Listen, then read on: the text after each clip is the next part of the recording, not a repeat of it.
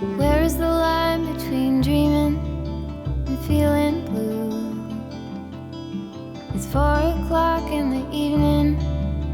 I haven't left my room, but the truth is, if I'm honest, I feel stuck here in the middle. Am I one of those crazy people? Should I stay here or should I let go? As I was saying, the thing is that I've been having these thoughts about this whole situation, and I wanted to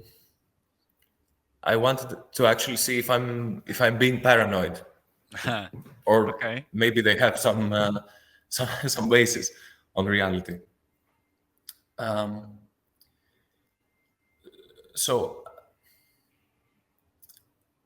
I'm really careful about this whole anti-Russian sentiment going on these days, because it's really weird to me for to see a person having an understanding of the world that's kind of, should I say, the cinematic. I don't know if you get what I mean. Like there's this evil guy, Yeah. this evil empire Yeah. that wants to conquer and consume and destroy, and we're the good guys. Right. I use we, in a loose way. So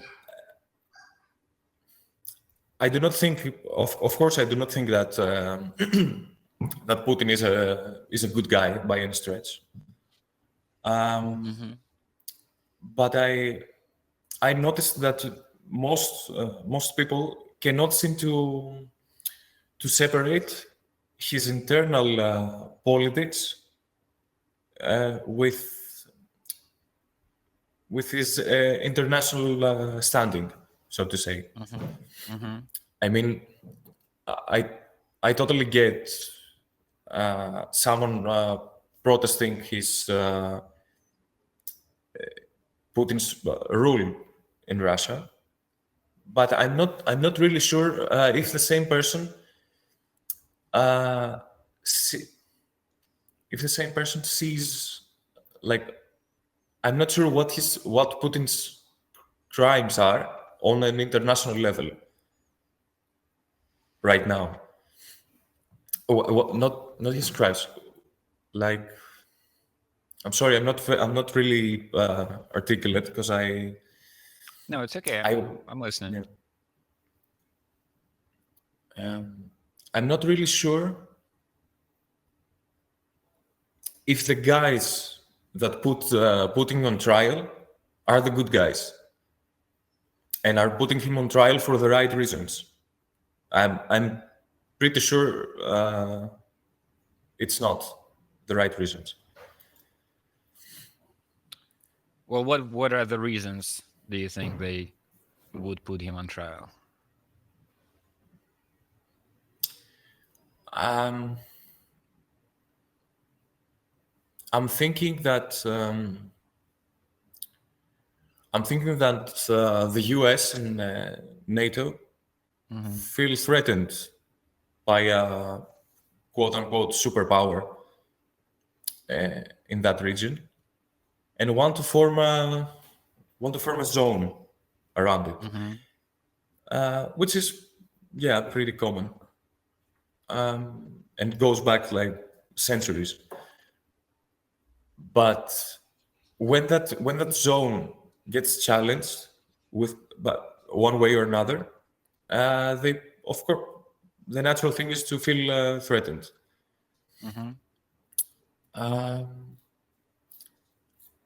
So basically, that's the core of my understanding, or the feeling I get of the situation.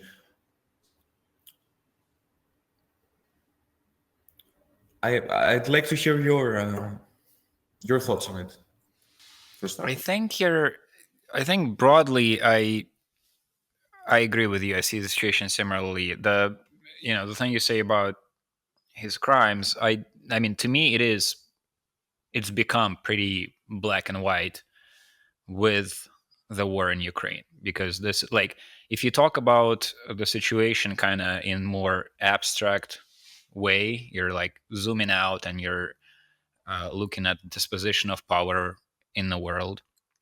I can see this, quote unquote, Putin's perspective, uh, which is America has been dominating the world stage since the end of the Second World War. We have all these military bases, NATO and American military bases all over the world. They are allowed to um, start wars or do whatever really they want. They don't have to really adhere to international law. And so it's like the world is dominated by one power, and he thinks that's not okay. And this goes back. I mean, he's been talking about it since, I think, 2007. I think he made this speech in Munich against what he calls uni. What is the word? Unipolar, maybe, world, and he wants a multipolar. So there are multiple regions of power, multiple centers of power, and he sees Russia being one of these centers, in the sort of Eurasian territory. So, like, in abstract, I sort of see it, and I can even imagine myself, agreeing with that. But that's in the abstract. Then, when it comes to, okay, so that's the worldview. What do you do about it? Invading Ukraine and doing this kind of total war approach with it. That to me, like, that to me on multiple levels. So, like, on a basic human level, you're killing people, and you're creating a huge amount of suffering. That to me is a no-go. And then, even if you try to, like, remove all of that, the empathy and the kind of moral dimension of it, and think of it from the point of view of, like, strategically, are you accomplishing things or not? I don't think he's accomplishing any. Like, even on behalf of his own worldview, you're creating, like, he thinks that Russians and Ukrainians are basically the same people. Well, now you're making sure they're not the same people. You're creating hatred that's going to last a long, long time. The reaction to the war, the sanctions and everything, puts Russia in economically a horrible position. So Russia is damaged. Ukraine is damaged even more. The overall situation in the world, you're creating more militaristic tension, and more countries like Finland, and I forget some the other one. They're Finland and some other who have been for decades on their own. They wanted to assume a kind of a neutral position. They didn't want to go to join NATO. Now they do want to join NATO because that's what would protect you from Russian invasion. Sweden, maybe, yeah, 2 Scandinavian countries. So to me, no matter how you look at it, like, in order to see it in a positive way, you really need to, like, that's like an imaginative choice. Like, no matter what reality is gonna throw at me, like, there's always that opportunity, right? We can interpret things in many different ways, and that's how I've been thinking about, like, in writing this thing that you're illustrating now, but the dreams.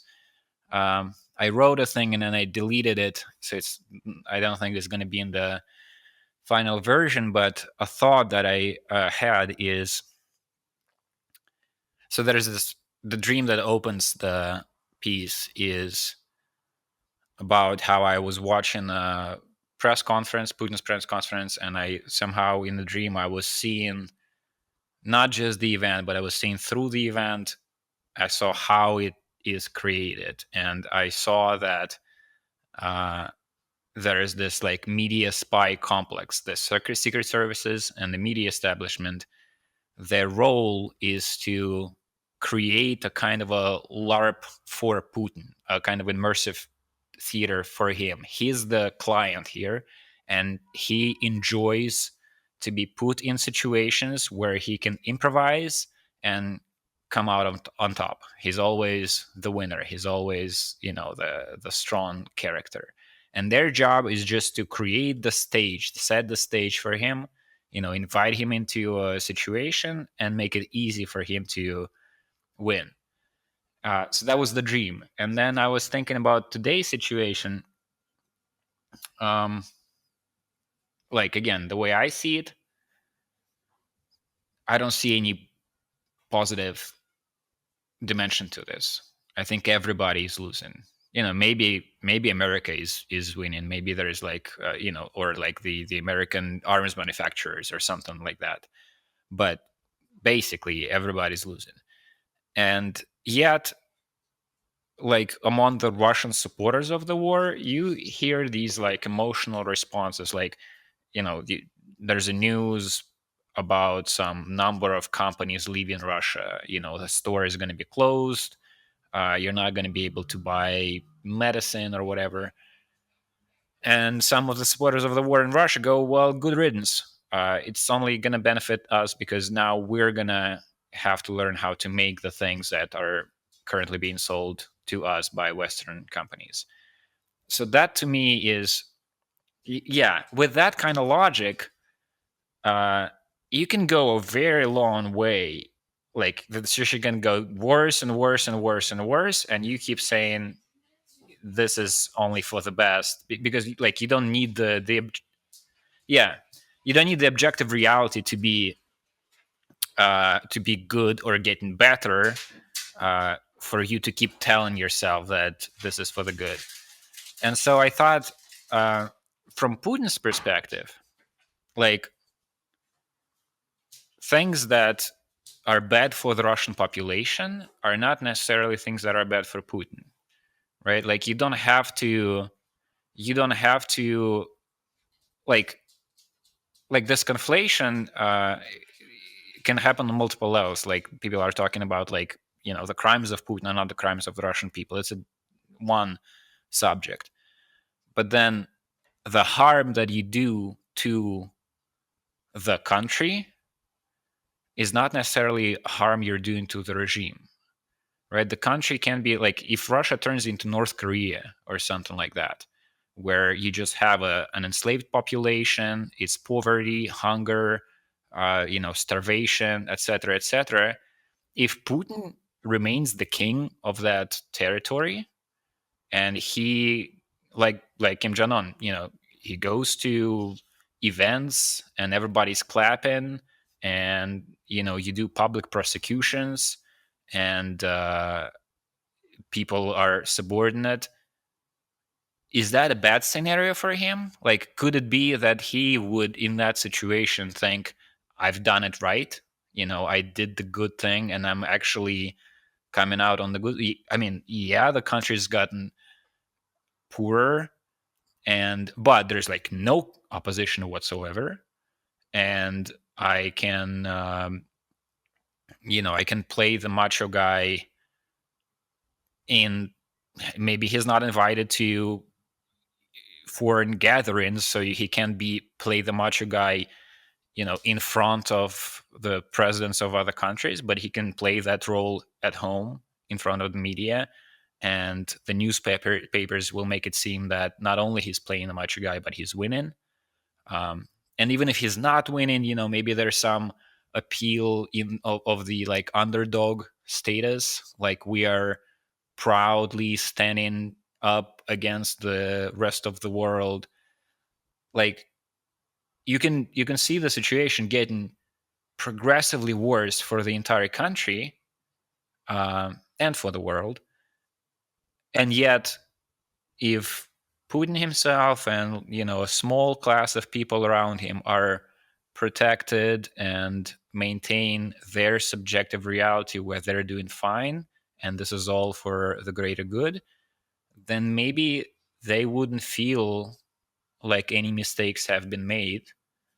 And so it's like that tension between the subjective reality of people who are influencing the objective reality of everybody around. That's an interesting point of tension. But for me, in terms of like the good guys and the bad guys, I also don't think that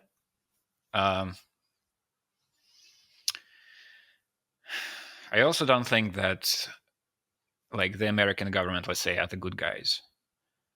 I don't even think that the Ukrainian government are quote unquote good guys. Like if there was no war, and you would just have normal life and normal politics, people in Ukraine would be as upset with their government as the populations of all of these countries here in Russia and outside of Russia. Like there's corruption and there's controversial laws and there's the national tensions and whatnot, the Russian speaking versus Ukrainian speaking people. There are a lot of issues you can bring up, but all of that to me goes out of the window. Like I can see how like right now you would be criticizing whatever policy that Zelensky was putting up, half a year before the war. Now there's a big military force destroying cities. And so in that moment, I don't see how you can criticize the people who are being bombed. But again, if you like zoom out and you try to remove all human emotion from it, and you're just like looking at the sort of cause and consequence, I think there's plenty of responsibility to go around. Like Putin is the main person to be held responsible for this, and then I don't know how the ranking goes. Like after Putin, there's like the Russian political elite. I think the Russian people share some responsibility. You can argue about how much, but somewhere in that ranking, there is the Ukrainian government as well, and the American government as well, and all of these nation states. Anybody who's involved in this situation, I think everybody is responsible to some extent. Yeah, of course everybody is responsible.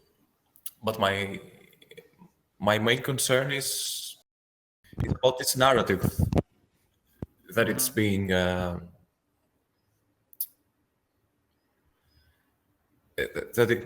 is spreading right now. And the narrative is that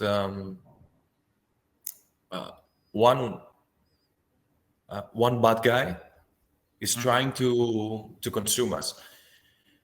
And I think this is a narrative that belongs to earlier stages of history. I mean, now it cannot even, if we want to be objective, it cannot stand on itself. Like no one goes around thinking about this war the way we would think about it in I don't know, the 1800s. Or later in history, like the 50s or something. But there is a conscious effort to build this narrative, and the people that are trying to build this narrative. Okay, so it's a bad thing to measure like imperialism. Okay, like the US is clearly an imperialist state, like not with the terms, not in terms of how you would think of it in the 20s, Mhm. maybe. Like it's not actually conquering countries and putting their Right. kings and lords or whatever, but it's a clearly imperialist state. Russia, on the other hand, it can be said that it's kind of the same, but then you can go into measuring i- each one's imperialism, Like who's and I more know that imperialist? yeah, that's not a good that's not a good way to think about the world, but I think I'm being pressured to think of it this way Hmm. because the the ones that force this narrative think of it this way. Hmm. I don't know if I'm making myself really clear. No, I think I think I know what you mean. Yeah, there's like a narrowing of the spectrum of ways of looking at things, right? Like you're pressured to think about it in the, like you're sort of becoming evil. Like the default is, if you go wait a second and let me, I see the situation differently, and you start to explain your view.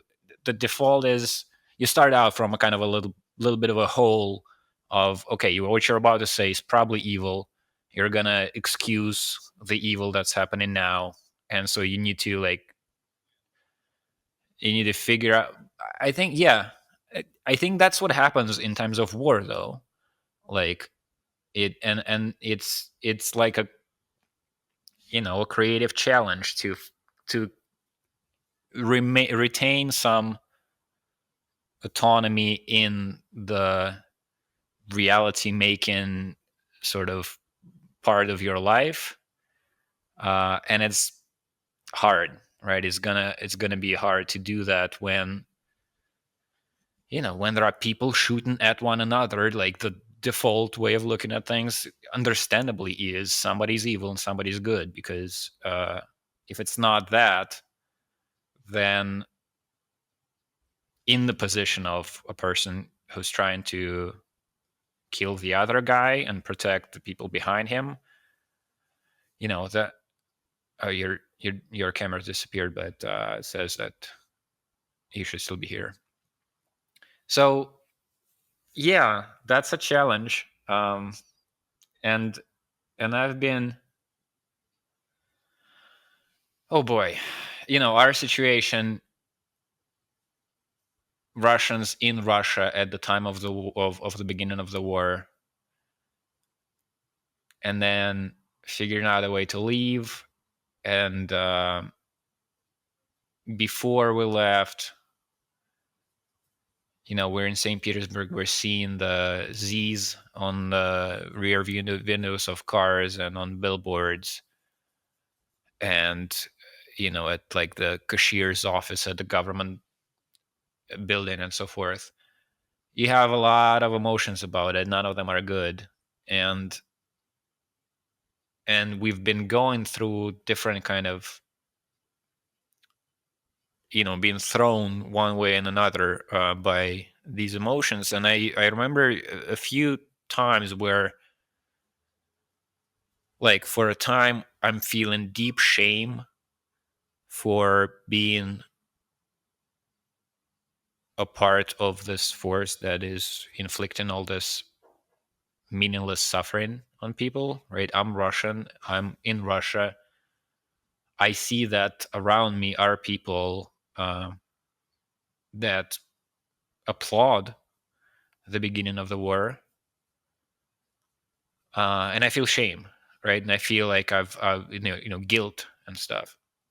And then something clicks on a different day, and I'm thinking, well, wait a second, why am I associating myself with the people with whom I've been, in conflict basically throughout my whole life. Like I was talking to John Horgan recently. I said I was 11 when Putin was elected. I was 23 when I was first arrested at a protest. And within my life in Russia, there's always been tension between me and those parts of the society that are now supporting the war.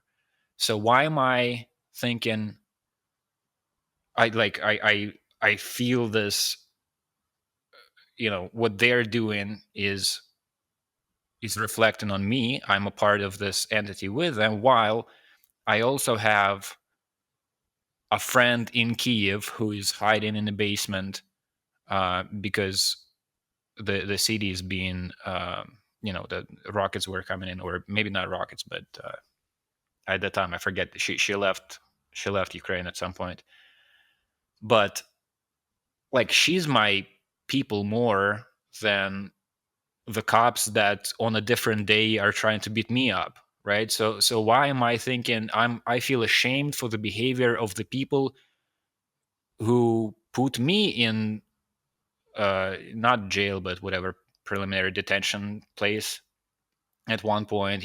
These are people who are oppressing me in where I live. The same people are oppressing my friend in Kiev. I'm with her. Why am I feeling shame for the behavior of these people when I'm the one who, ineffectively, but have been trying to fight them, or at least I've never supported. So I guess what I'm saying is it's been hard for me, and I haven't figured a way out yet to find my own footing and figure out like what it is that I do feel, what it is that I should feel, and where I am in this whole situation. Because I still do feel like when I see whatever happening in Russia now, I don't know, a children hospice center, it's dying children with terminal diseases, and they put them, they told them to stand, form a letter Z by how they stand in the yard. I feel a lot of negative emotions about that. I suppose it doesn't have to be like, maybe one problem is this focus on like, I'm Russian, these are Russians, there are bad things happening in Russia, I feel shame about bad things happening in Russia. Maybe the problem is this Russia identity. It should be the case that I feel shame for humans doing this. Like if you're watching a World War II documentary and you're seeing, footage from concentration camps, you also have heavy feelings, right? Even though you're not like, I'm watching this, I'm not German, I didn't do this, but it's humans who did this, and I'm human, and those parts of what a human being is or is capable of, they're still there, and it makes sense for us to feel bad about it. It doesn't have to be your quote unquote people. So it's like, yeah, I haven't yet figured out like where was the sort of origin point of the reality that I'm going to be constructing day after day. Like, where do I stand safely? Everything's in flux, but I think it is a challenge that needs to be taken up, with all of these narratives being forced on you by people who create, let's say journalists or politicians who are actively trying to shape the narrative, and also by my own emotional composition. Like the shame that I feel about things happening in Russia, that's not because some journalist put that on me. It's a normal human reaction to feel ashamed for all of this.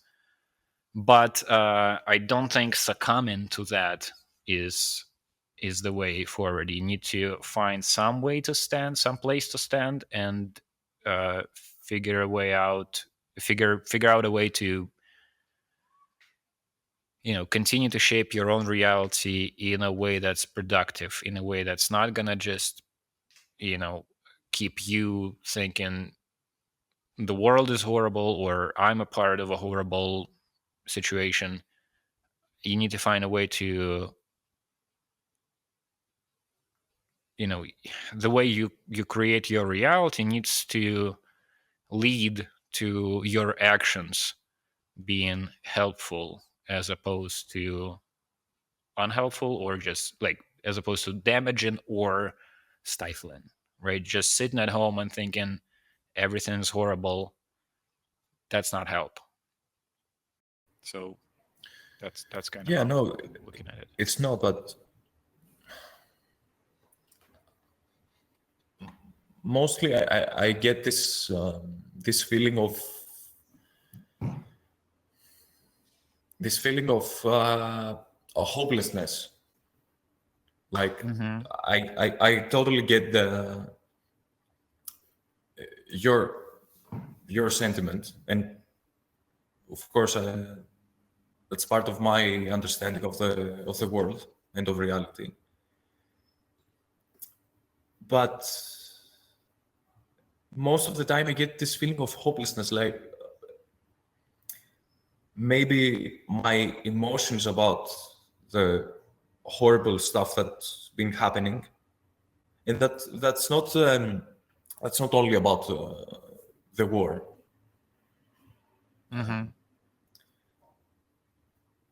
I'm having this feeling that there's nothing I can do that's enough. There are systems in place that have been set like decades ago that cannot include me. That if let's say I'm not aligned with my country's policy. Okay, let's take it to the day to day. Maybe my country starts a war and I'm ashamed about it. Sometimes I get this feeling that there's nothing I can do. There's nothing I can do that matters to form a separate reality than that. To align myself with people that do not believe in this flag, like specifically. I don't know. I should have been more prepared for this talk. my thoughts are really I understand what you really mean. chaotic. Yeah, I understand what you mean. I have the same, or at least similar feelings too. And I guess I've always had them, except that they've become harder to ignore since the beginning of the war. But there's, the general feeling I've always had about human civilization generally, like it's fucked up.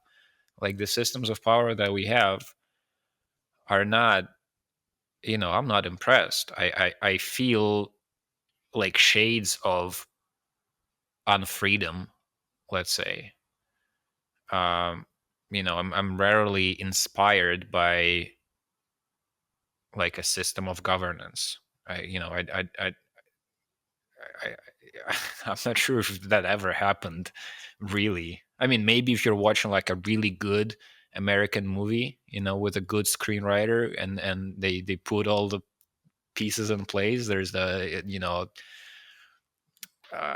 speech somebody makes in court about the freedom of speech, and it's they can make that sometimes happen, but generally it's shades of frustration, and and yeah, I don't know. I on the one hand, I do have the impulse, like the original kind of, like in sort of the psychic composition of my own mind, there is an impulse to, like a utopian impulse, I suppose. Like I feel we should try and make the world good. Um, but I think from the very early, like I'm thinking back to my childhood. I think, like when I'm 6 or something, and I'm watching, movies on TV, or I'm over here in a conversation between my parents about, if I'm 6, that means it's 1994, so that's, a year after the tanks shot the building of the parliament in Russia. So we had a lot of political talks at home. So like I've always had this kind of feeling. I don't want to just give up on this reality and just say, oh, it's all fucked up, and let's not, politics is dirty business, this is dirty business, just don't engage. I never liked that. So I always wanted to be a part of some kind of productive force that actually can accomplish big things. At the same time, I've always felt the same, again, oscillating degree of conviction, but that feeling of hopelessness that you're describing. And I think one kind of strain of thought that has been helpful to me is when I think um, about people in history, like kinds of people in history that I could feel a certain belonging to, a connection with, that were in a similar position. So what I mean is, uh, like Enlightenment times, or like pre-Enlightenment times, and there's like an alchemist who's sitting at home trying to figure something out by mixing things in his little laboratory, and he has some kind of mythopoetic view of the world, and he's looking at what Mercury is doing in his retort, and he's thinking that Mercury is a representation of the humans. That guy is not um, not what the society was at the time, right? He is in minority. He's a fringe actor, and yet what he was doing did not go in vain, because now in 2022, I have a vague sense of there were people like me before, right? And so, and wherever you look, whatever period of time you look, there's always that character. It's a shaman in a hunter-gatherer village. It's a alchemist in medieval Europe. It's maybe some religious fringe group somewhere.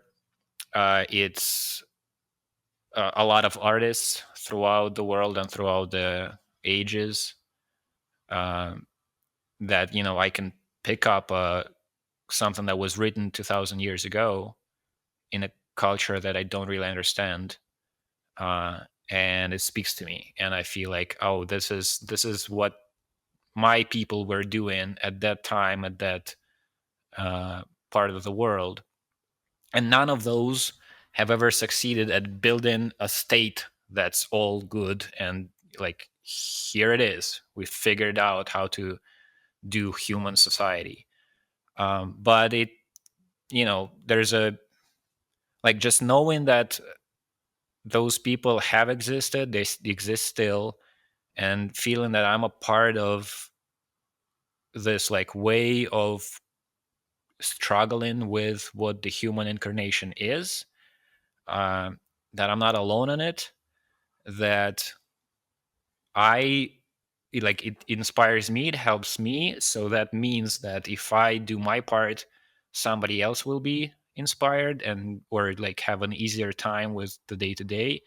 Like that gives me some amount of strength and energy to carry on. But the hopelessness is a definitely a part of it. Like, and maybe addressing that hopelessness, maybe trying to incorporate that into your, like, I'm writing and drawing and talking, and there are things that I do.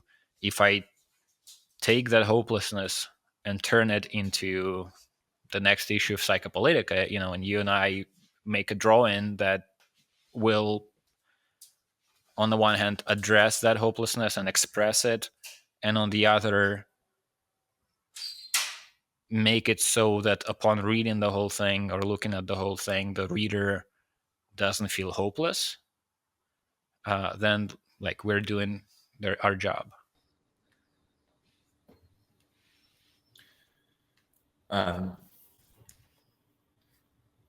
So you mentioned in the latest stuff you wrote, somewhere you mentioned Adorno, and Mention what? Adorno, the philosopher. Oh, that's right. Yeah, I actually know basically nothing about him. I did a cursory reading of his Wikipedia article, but that one quote is what what I know of him. What is it? What is it? How does it go? It's like something along the lines of since the Holocaust happened, no one can produce real art after that it had some that much of. There's it. I read, so when I remember that quote, and I wanted to insert it, and then I Googled the quote to make sure I know it correctly, and there was a whole article about how he's often misquoted. And I think the argument was that a lot of people say that he said it's impossible to make poetry after Auschwitz. And what he actually said was closer to the lines of it's immoral or something. It's not appropriate. It's actually interesting. Let me try to find the exact quote. Barbaric is the word he used. To write poetry after Auschwitz is barbaric. Yeah. Sorry, I interrupted you. So you.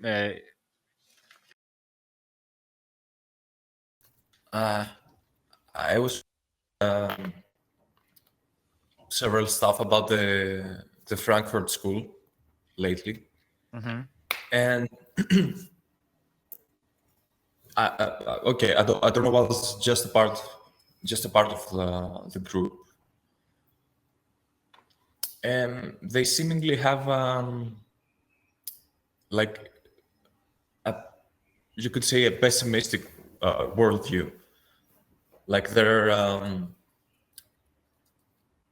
are systems of power that when they fail to conquer the world in a militaristic way, they create other subsystems of oppression that don't look like oppression at first sight. And that's the reason they compared the U.S. of the post-war United States. They compared it openly to the Nazi Germany in terms of propaganda and mass culture. So at first sight, this creates a really pessimistic way to see the world. Like, is there nothing we can do? Is there nothing we can do to break the circles of oppression? But on a second deeper level,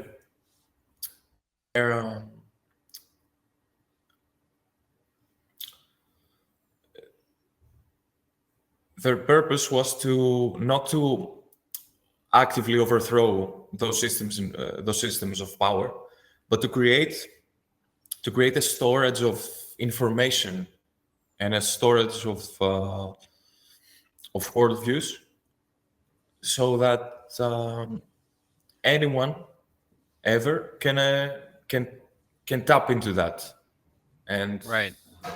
and withdraw this information. Right. And I think that's the closest that's the closest thing that you can have to an understanding of the world and of the suffering and struggle there is. Like nothing is going to come. There's no messiahs. There's no. There are no messianic forces that are going to lead you to a brighter future or something. But that's really close to what you just said. That Yeah. Yeah. I think what you're saying having it, yeah, resonates with. Yeah. Go ahead. Sorry. like since someone like that existed, and his thoughts existed, makes it easier to to exist again later.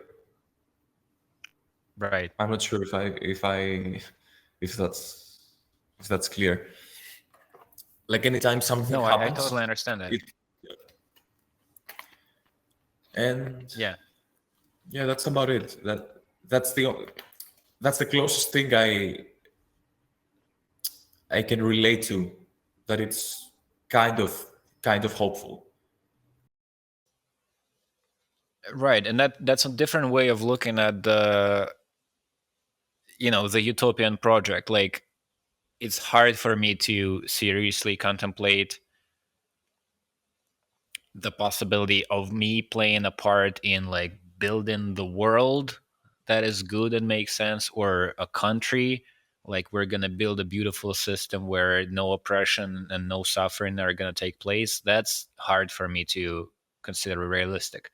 But to create a way for people to gain some amount of freedom from the overall unfree system, that seems doable. And part of the reason that seems doable, because I've benefited from the work of people who've done this before me, right? So when I was like, for me, a clearest example probably would be Terence McKenna.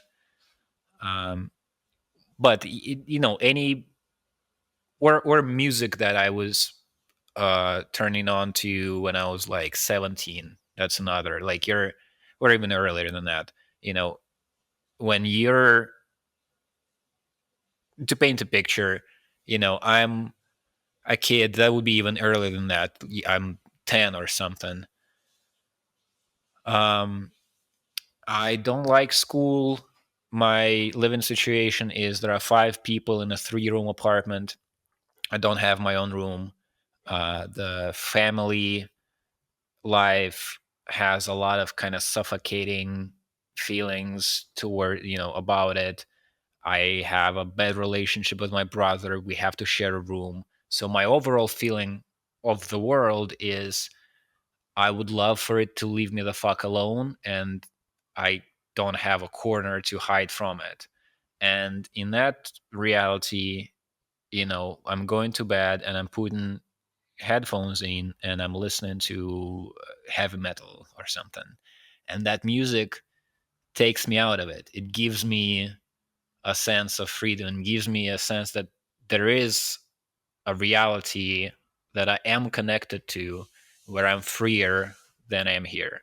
So that's that's a stereotypical sort of teenage or early preteens story. Maybe a clear example is Terence McKenna, where I actually don't remember. I don't remember what happened. I must have done. Yeah, I definitely have done some psychedelics, but not a whole lot, not a ton. And then I discovered McKenna, and I was listening to these speeches that he would deliver, these seminars, and it's not any one particular thing that he said that was important, but it is the freedom that he had in talking about whatever, like thinking about the nature of reality, the nature of language, this and that, that was not like, I'm the academic philosopher, whatever, here are the credentials, here's why I have a reason and a right to talk about these things. It was, there was this kind of like egalitarian pathos to what he was saying, in which I'm gonna, like, he had a lot of ideas that seemed interesting to me and were like trippy, and I wanted to entertain them, but alongside with them there was the overall message, which is, here's a bunch of ideas. I don't even believe in them personally. This is just the shit that I came up with, and we all should be doing this. Like, you shouldn't feel like you don't have the right to think about the nature of the world because you failed your physics class in school. Or you shouldn't outsource the understanding of what reality is to the people who really get it, the experts, because that doesn't do any good for you. In your life, you need an understanding of what is happening, and knowing that somewhere out there there's a physicist who could explain it, except that when he tries to explain it, it seems like he's too smart for you and you can't understand what they're saying. Like, that doesn't help you. And so this overall pathos of his, of I am not special, I might be completely wrong about everything that I'm saying, because this is just thoughts that I came up with, but I'm gonna keep doing that. That's because that's what I do. I'm me trying to relate to this existence, and you all should be doing that as well. That liberated me to a great extent. There was one, I remember one. It probably wasn't, his title, but a title of an episode of a podcast where a part of his speech was embedded was a quote from the speech, and it was permission for smart people to think. And that was the idea that I guess he was talking about psychedelics, as he always does. Like, when you are confronted, you go through an intense psychedelic experience, you then are left with, like, what the fuck am I gonna do with that? And there is nobody, like, there, you can't, like, just pull. Actually, now I think there's a different topic. I think there is a kind of a dangerous strain in modern day psychedelic thought, which is, I see now young people approaching, like, they haven't done psychedelics, or they've done once, and they already have this, like, framework of thinking about this that comes from the modern day research, scientific research. And I feel like, shit, you're losing it, man. This is not supposed to be you read a book on this and now you're gonna put your experiences into the boxes that have been prepared for you. It's not how it's supposed to go. So my feeling from McKenna, like, he was talking about psychedelic, you do a psychedelic experience, then you have no idea what to do with this, and then that gives you a permission to think on your own, because nobody else's thoughts are gonna help you out with this. You've just gone through something that you have no handle on, and now you need to start creating your reality yourself, like, take some responsibility for the world you live in and the way you understand it, instead of just appropriating somebody else's system of thought. Yeah, So that's actually my main concern. That's my. You could say that this is my greatest fear, that the reality that I'm going to construct for myself, the understanding of reality I'm going to construct for myself, is not as valid as someone else's. I think that this is the core of my of my anxiety when it comes to issues of philosophy and cosmology. But When you say not valid, what do you mean? Like it's like not valid. I mean, not not as informed, formed. not as informed. Like not really not as constructive. Mm-hmm. But that opens a second layer of thinking. Like what is constructive? Mm-hmm. Is the expert thinking is constructive for what? Is it constructive for the way I see the world, or for a system created by this circle of thinking? Right. Yeah, my way out of this, sort of the go-to approach that helps me and sustains me, is rooting the, let's call it, the creative method in experience, in because that's something that, like, the thing we're working on now, the piece, it is kind of about the war and systems of power and whatnot, but I don't feel right now like using the normal kind of mainstream way of talking about these things, like let's analyze the political situation and let me try to provide an analysis of why the war happened or where it's going or how do we approach it. I don't feel I can do this right now because of what we've talked about. But I also can't be, it's very hard to think about anything else but the war and these systems of power. And so this is my way out, for today, like for this few weeks that we've been working on the piece, is I'm going to write about this and draw about this and try to do something, but I'm going to root it in my personal experience that can't be denied. No expert can say, well, what you dreamed about is invalid, right? That's impossible. And I'm being descriptive, right? I'm like, I am. This is the overall one of the things that I've been,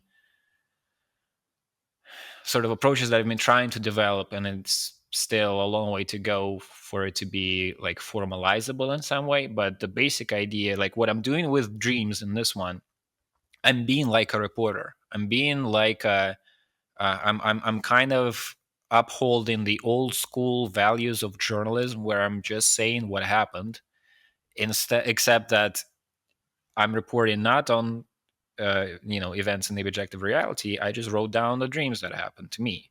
Like I saw that. That's, nobody can take this away from me. Nobody can say this is, your thinking is not deep enough here. No, this is, I just happened to have this dream. I wrote it down. Here it is. Then you can do what you want with it. So that's one thing. In terms of the anxiety about whether my worldview is valid or invalid, like nobody can take away my dreams, my trips, my feelings, etc. from me. And then if you do that long enough, or in my case, doing that, writing and talking about these kinds of subjective private experiences, actually sort of builds up a little confidence that then can be transported further to ideas. For example, like I used to have this anxiety about ideas, like I had this idea, but maybe it's a bad one, so maybe I shouldn't talk about it. But the more I do this, the more I practice, the more I'm able to apply the same logic to the same kind of feeling to ideas and thoughts and whatnot. These are just thoughts that I had. I'm just reporting on these. I'm just telling you what I thought of. I'm not saying this is right. right? I'm not saying that you have to be convinced of this. I'm just trying to do the best job that I can in describing the idea that when it visited my head, I felt better, or I was interested and whatnot. So I'm not, this is not mine. This is just something that I noticed that I'm gonna try to do a good job at describing, and then see what happens. And so that's one half of it, rooting the thinking in the direct experience, or the creative output in the direct experience. And the other half is what you talked about, using the word productive. Is it being productive or not? Same kind of thing. I know, like, I feel good about Psychopolitica because I get letters from people, or because a friend can text me and say, I recently looked through your stuff and felt inspired. I'm happy you're doing this thing, because now I feel more empowered to also draw or write or feel a little freer. So that sustains me. That's a huge source of support, when you realize that what you've been doing, this is not world changing, and it doesn't have to be, but it is for some amount of people, which might be in the hundreds, might be in the dozens, but for some number of people, they felt better, they felt more inspired. Somebody uh, wrote or drew something, and then things like the reason you and I are talking now is, from my point of, like, the way it worked in my reality. I was doing the thing, I was writing and drawing, clicked something with you, you wrote me an email.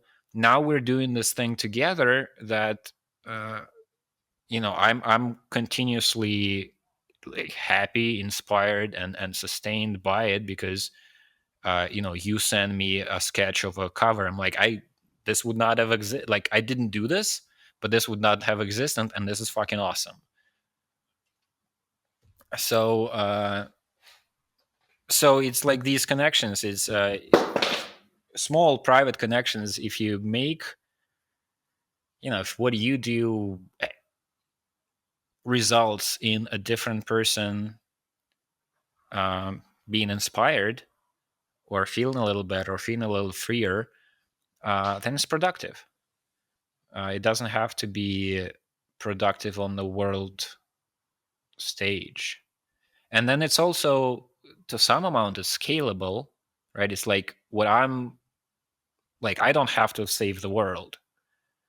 I don't have to be the whatever, the changing force of everything. But if I do a little bit of this, and somebody else does a little bit of their part, and we help one another, then it could have bigger consequences than if I don't do anything. You could say it creates a precedent. Mm-hmm. A precedent of one way to look at things. Right. Yeah, I believe that's the common experience with Psychopolitica. I mean, the way I approach it must be similar to the other people that messaged you and continued to. There's something. Yeah, I had a thought recently. I had a thought recently of trying to do a poll, like construct a list of questions about the kinds of questions that religions answer sometimes. Like, what do you think happens after death? Or do you think anything about that? Do you believe there might be invisible entities? Or ideas are alive is one of the memes that we played with, right? So do you think ideas might be alive? create a bunch of like, I need to put more thought into it. It's like how you construct the questions and what answers you propose is important, but create a kind of a questionnaire like that could be seen as a kind of a sociological study, which meaning you can make conclusions out of it. You can say, okay, these people on average lean towards these kinds of beliefs. Like these are the statements, maybe preliminary statements, again, depending on how you phrase it, but like, here's a description of what reality is that broadly resonates with this group of people. And take that, like, so do this kind of whatever you call it, research, I don't know. So you ask people, and then you have the answers, and it's upon these answers that you create some iconography or write a few fairy tales or something. You do create the building blocks of I'm hesitant to say the word religion. When I shared the idea with Karina, my girlfriend, she's like, no, do not do this. I don't like anything that has to do with religion. But a way of relating to the world, a collection of art that expresses a way of relating to the world, a collection of stories and approaches, are a way. I guess an articulation is the word I'm looking for. So instead of starting out with like, I'm going to make this thing up myself, or like articulate just my own feelings or thoughts or ways of relating to reality, start out with, there's a group of people, there's something, like, I know that there's something in common between these people that write emails to me. I have a sense of recognition and belonging. It doesn't have to be like a letter. It doesn't have to include anything about like, here's what I think reality is, or here's what I think power is. It doesn't have to have anything like that. Oftentimes it's just a human connection. There's just a person writing a message saying, hey, thanks for what you're doing, or thinking about you in this time of war and whatnot. But there's something about the way they phrase it, the way they write it, where I feel, oh, like there's a commonality here. There are links between these, like, some of these people are not connected to one another directly, right? It's like, I'm a hub. I got a message from this guy and I got a message from this girl, and they haven't exchanged messages, but I see that they belong to the same, there's something that they share. Same way, if you go to a show of a band that really resonates with you, you can look around and you're like, oh, these are my people. I have no idea what they're like, what their political stances are, but the way we relate to this music that's being produced right now, I feel a sense of connection. So it's that kind of thing. And so you start out with this group, you ask them questions, and then you articulate not your view, but what is common amongst you. So you will there will be definitely a variety of answers, and it's like how you phrase questions is important too. But if you find a way to articulate what you have found these people to have in common, and you articulate it in a way that then they look at the drawings and the writing or whatever it is that you produce, and they feel, oh shit, this is like, it's not, the idea, I guess, it's not to quote unquote create a religion, but it is to let the people imagine what it would be like if there was a religion that actually was reflecting what they think and what they feel, right? So it's more like a engage in a fantasy plane, like not building a temple, but thinking, what would a temple look like if the religion I belong to was what I actually care and relate to. What, because I guess some people have that, like some, like I don't have that, but well, there's a little bit with like Tibetan Buddhism. When I go to a Tibetan Buddhist temple, I do feel like there's something resonant there. But still, I'm not a Buddhist, and I'm not. This is not a total match. But it would be fun to imagine this for yourself, but it would be even more fun if it's a creative exercise where a whole group of people feel like like if you watch a cartoon or something, and in that, or like a, if I guess for some people it was like there are fantasy books or science fiction books or something where you're reading the thing and it's like an imagined religion or imagined something, and you feel like, oh, that would be that I relate to this. So to do this in a kind of, not really put it create a whole artificial reality, a movie, and there's a motif there, but to do this in a kind of like, let's do it, once, let's see what we can come up with. And then, so that would be just fun, and it would be interesting what that does to the group of people, what kind of feelings people have. And then the important thing for me, how I approach the stuff I do in Psychopolitica is like, if we did this experiment that I'm describing now, and there is something that is produced, we put it online, then for a new person reading this, apart from the value of the thing in itself, the huge part of value that I hope would be there is that a person would see this kind of thing is possible, like that genre, that approach, that like you can not only, yeah, yeah,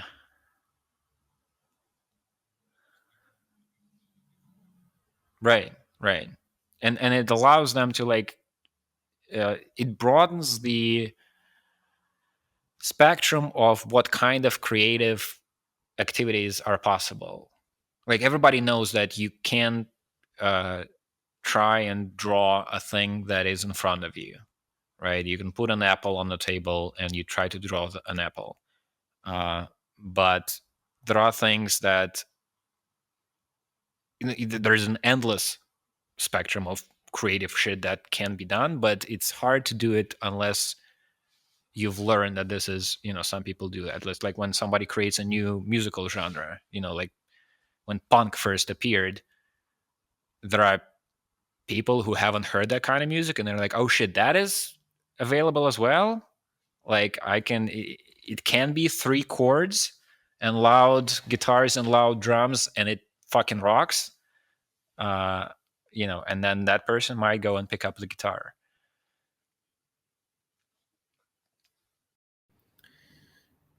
That's my understanding of it. Like it gives me the sense of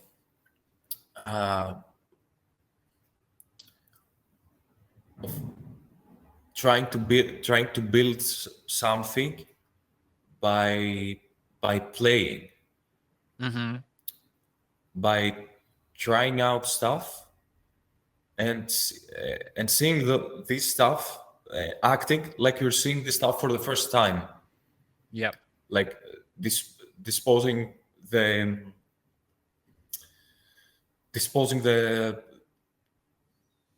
constructs that you may have built or some other forces have built for you, and like throwing away the template and seeing something for the first time.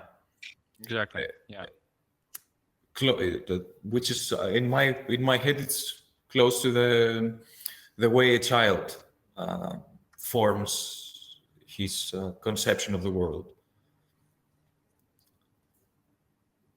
So you could say close to religion, or to, yeah, or to a cult or something.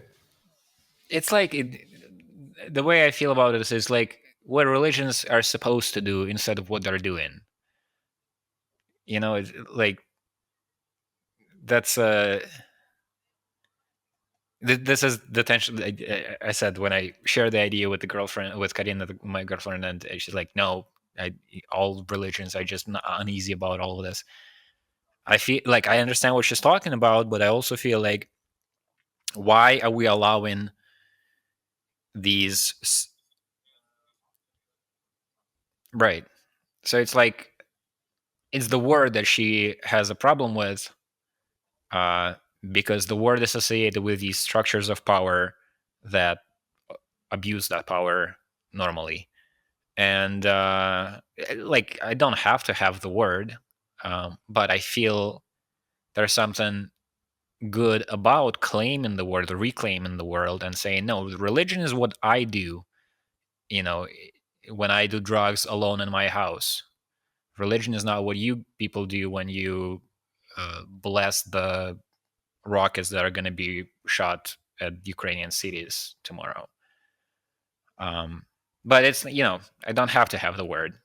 But the thing the thing to do is exciting. And what you said about, like, yeah, doing it as if it's the first time,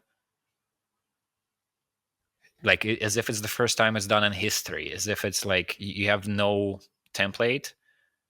That's exciting, and that is one of the most exciting feelings I get when I see things created by authors. Like David Lynch is one of the people who can do that with some reliability for me. I remember like watching the latest Twin Peaks season, and there were like whole chunks of it. We used to watch it like as a group. We had a few people who were into the show, and I had a projector in Moscow, and so when a new episode would come out, we would gather together and do like a screening for ourselves, like 5 people, 10 people. And I remember whole chunks of when it's like 5 minutes of a new episode where you're sitting there and you're looking at the thing, and there are like 8 people around you doing the same thing, and you all feel like, what the fuck am I watching? Like, what is this? Is this, like, I don't know, how would you describe it?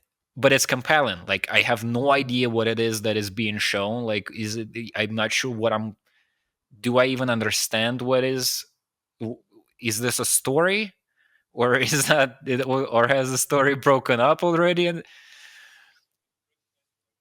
yeah, exactly. And but like, I mean, there are people who do that and then they lose me completely. But Lynch is one of the people who can do that, and I'm just sitting there and I can't take my eyes off the thing because it's so compelling. And that has like those kinds of experiences that mostly artists are able to produce. But religion too, like the Buddhist, like in St. Petersburg, there is an old Buddhist temple that was built at the turn of the century, like 1904 or something.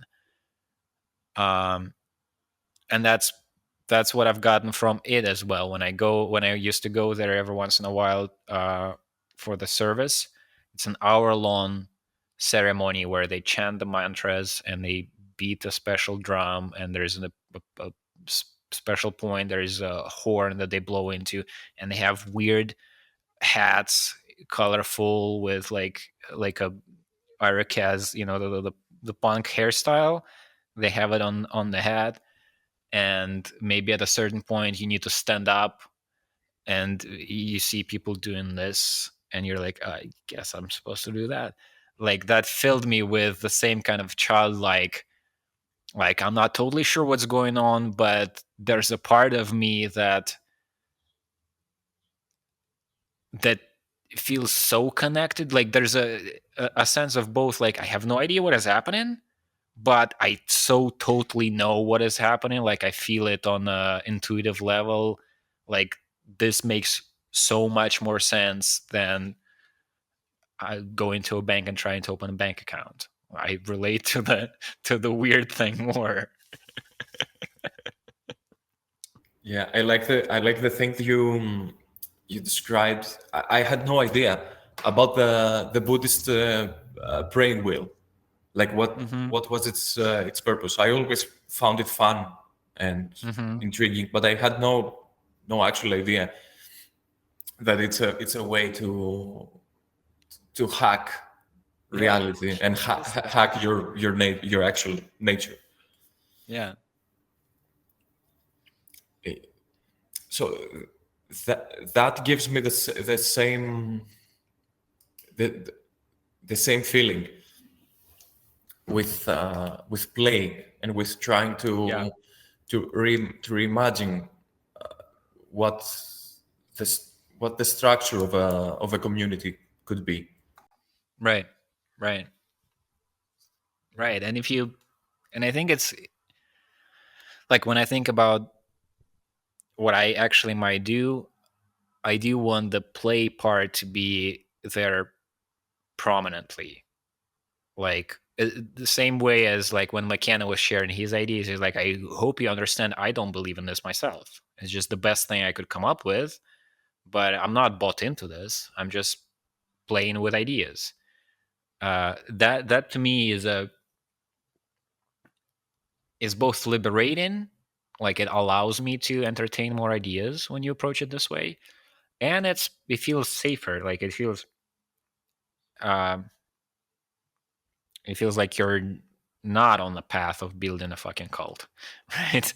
You're when you set it up, like this is just I'm making shit up, but let's have fun with it, and then yeah.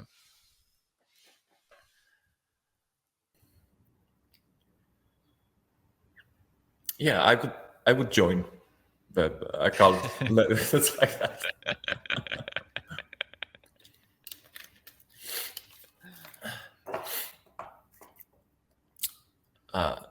So I guess the whole the latest thing with the flag falls under this as well. Yeah. That was so the there the thinking was, so when we first got out of Russia and came here to Armenia, I was thinking about the Russians who have left or the Russians who are in Russia but are opposed to this. I thought, okay, so there's an opportunity here because so with the flag, it's the thought process is unfinished there, but you still there? Yeah. Okay. So the thought process is unfinished, but the way it's been going so far is, when we first left Russia, I started thinking about, we all have all of this like shame and whatnot connected to what Russia is and the Russian people. What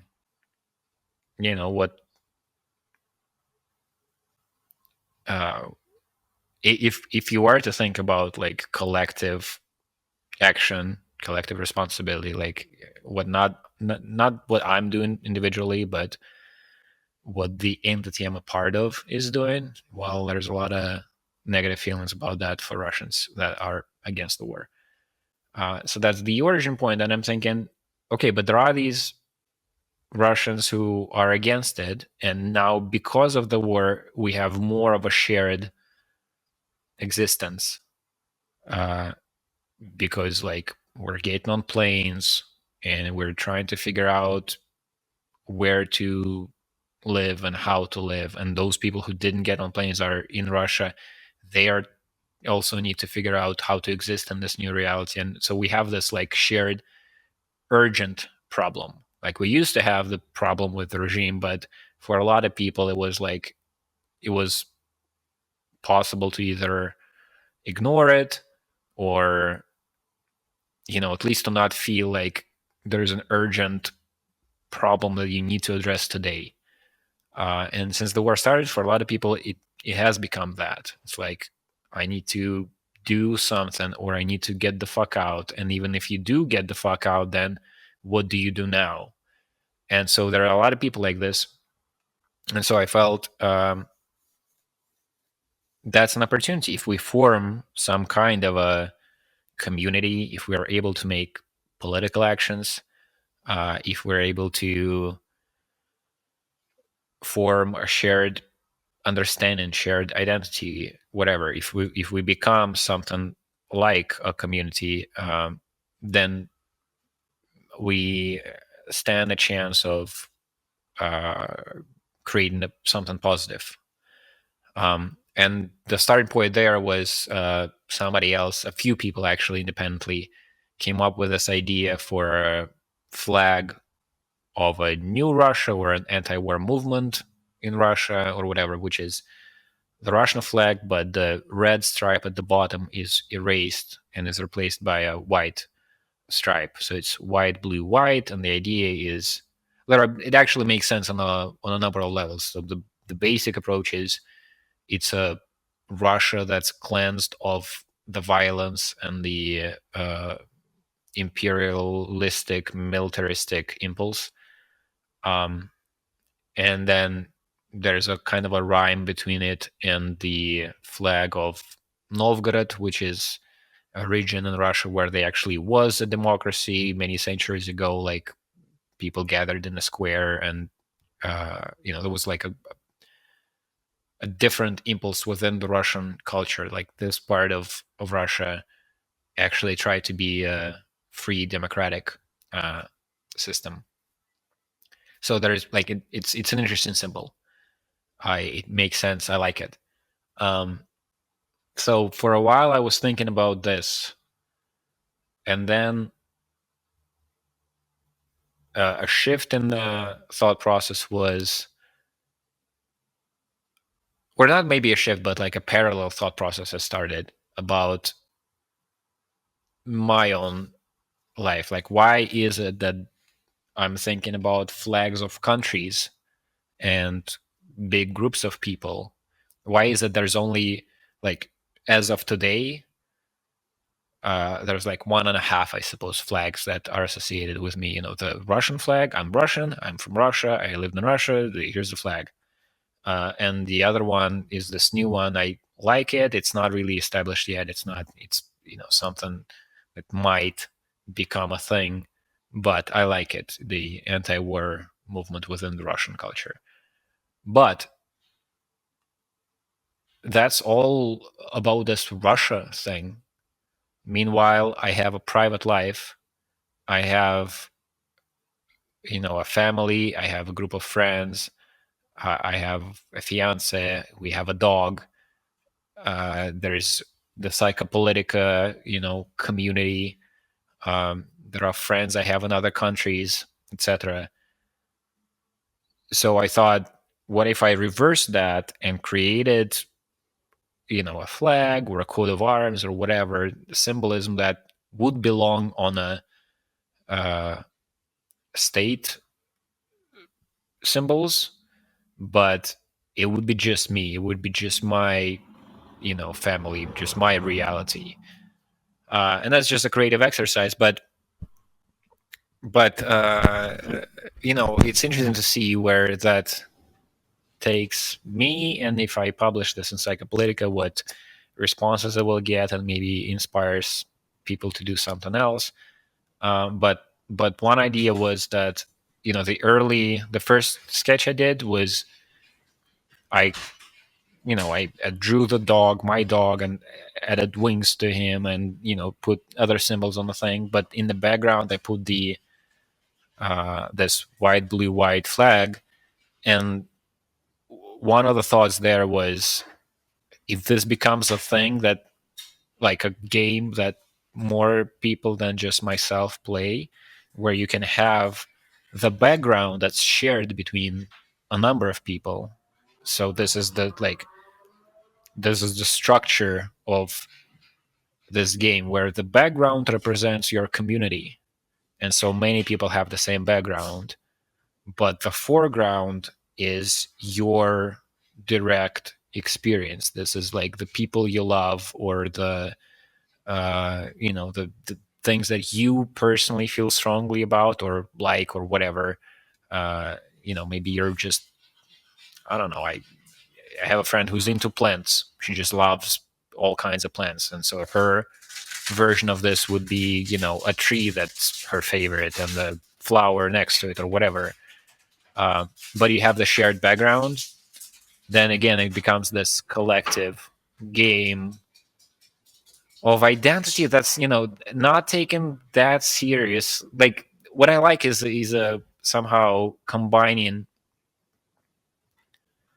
earnest, genuine things, like feelings that and things that you feel strongly about, but approaching them in a playful way, as opposed to, like, the word identity. When I say identity, I'm playing with it. Meanwhile, there are people who are really bought into whatever. I'm black or white, or a woman or a man, or a non-binary, or whatever, and it feels like, for a lot of people, it becomes more of a trap. You're tied to this identity, and it defines your place in the world, etc.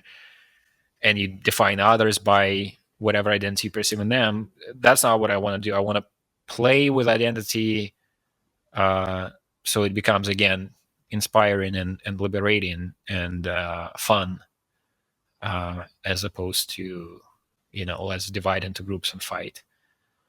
I mean, that's one thought. This is an unfinished kind of thing. We'll see what happens, and maybe it doesn't have to be finished. That's the other thing.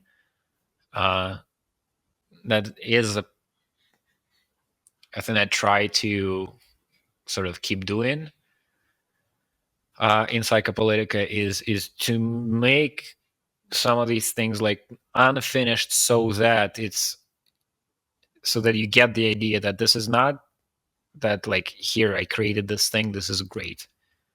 The great thing is the game, I've gotten something out of playing with this. I don't have to complete it, because what you need to get out of it is not the thing that I created, but it's an invitation for you to create something too, and to play with something. Doesn't have to be even similar. Just like, this is supposed to inspire. This is supposed to, like, oh shit, that's fun. I want to go do fun things too. And then, you draw something, or you say something, or you whatever, find a way of expression that makes your life more enjoyable, and share it with others. And then the more people get involved in this, the more fun it is.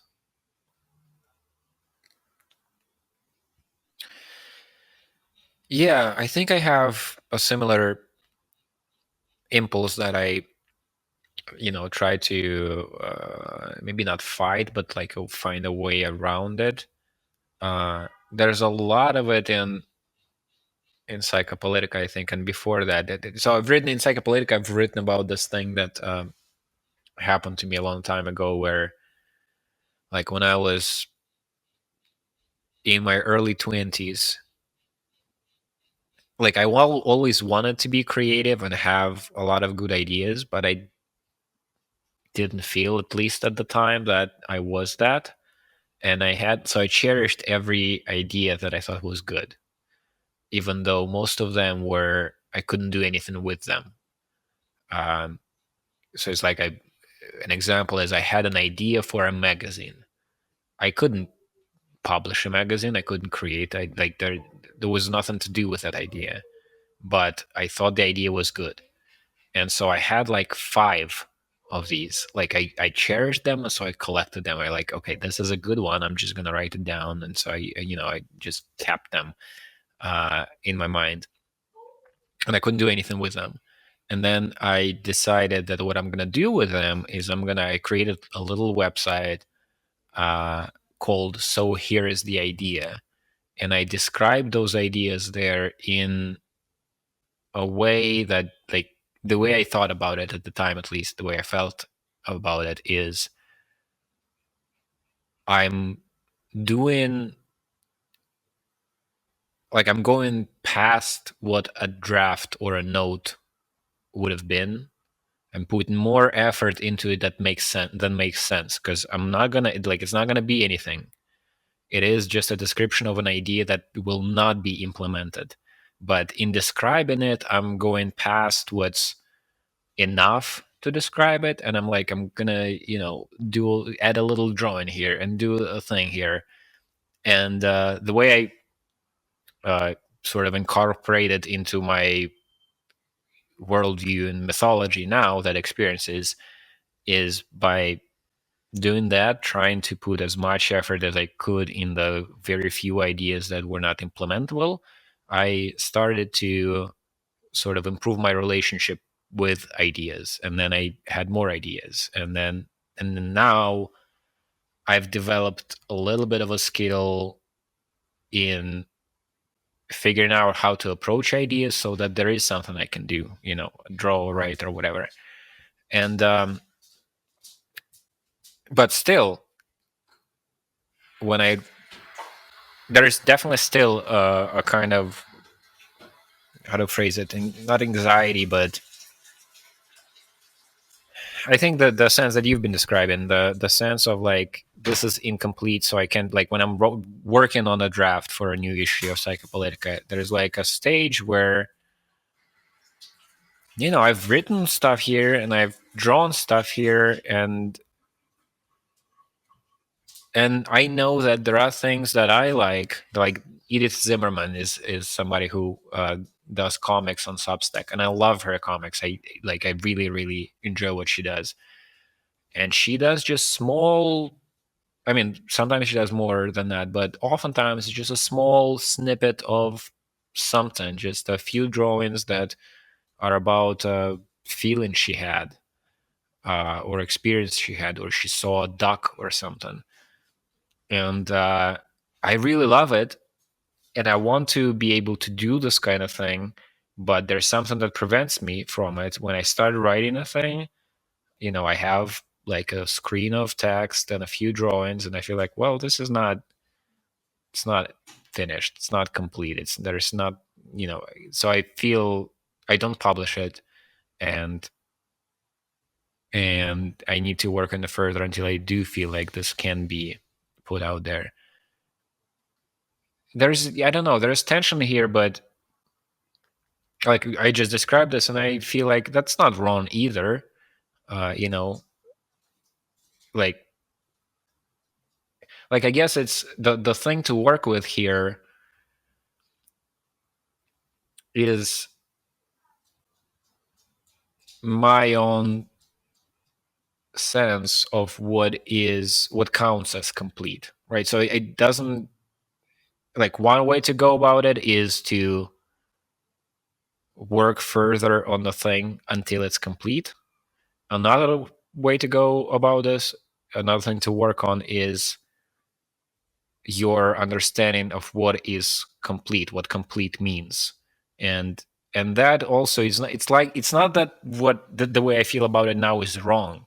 It's just I can develop it further and make it more loose and allow myself for more things to feel complete to me.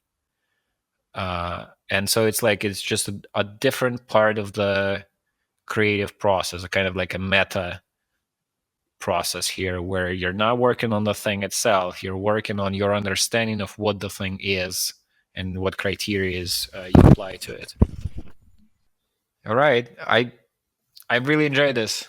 This is and I'm happy that, actually, I'm not sure. So it says that on your side there's like low storage and it's only 9% uploaded. I'm not sure if it's gonna all work in terms of the recording, but hopefully it will. And then even if it doesn't, some things I remember, and then my side is recorded. So I think I'm gonna try to pull something out of it and at least like write it down or something. There are things you said that are important.